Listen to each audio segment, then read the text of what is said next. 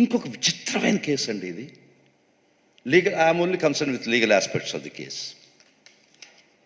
వారు 11వ తేదీ report mail పంపిస్తారు. 11th 11వ తేదీ రిజిస్టర్ చేస్తారు. ఈ ఎఫ్ఐఆర్ ప్రకారం వారు ఏం చెప్తారంటే, ఈ రిపోర్ట్ వచ్చిన తర్వాత నేను లీగల్ ఒపీనియన్ పంపించాను.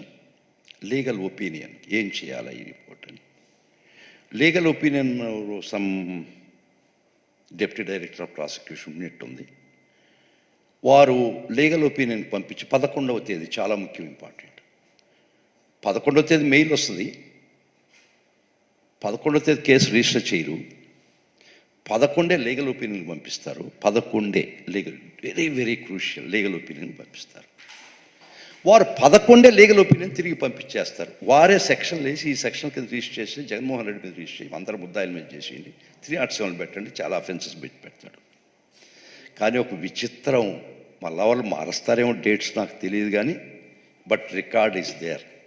నీకు వచ్చింది రిపోర్ట్ 11వ తేదీ, చాలా ఇంపార్టెంట్. అప్పుడు దాకా నీకు రిపోర్ట్ రాలేదు కదా.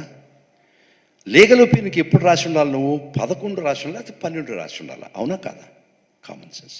10వ తేదీ లీగల్ ఒపీనియన్ రాసి ఉన్నాడు ఈయన, డైరెక్టర్ ఆఫ్ ప్రాసిక్యూషన్. అంటే బిడ్డ పుట్టకముందే. ఎంత మ్యానిపులేటెడ్ కేసు అంటే ఇది.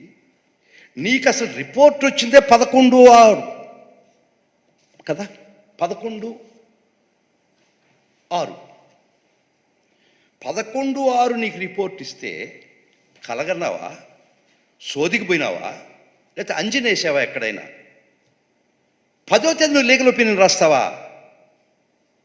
నీకు రిపోర్ట్ రాకముందే నువ్వు లీగల్ ఒపీనియన్ రాసి ఉంటావా? ఇంతకన్నా మ్యానిపులేటెడ్ కేసుకి ఏం బయట పెడతావు ఈ స్టేజ్లో?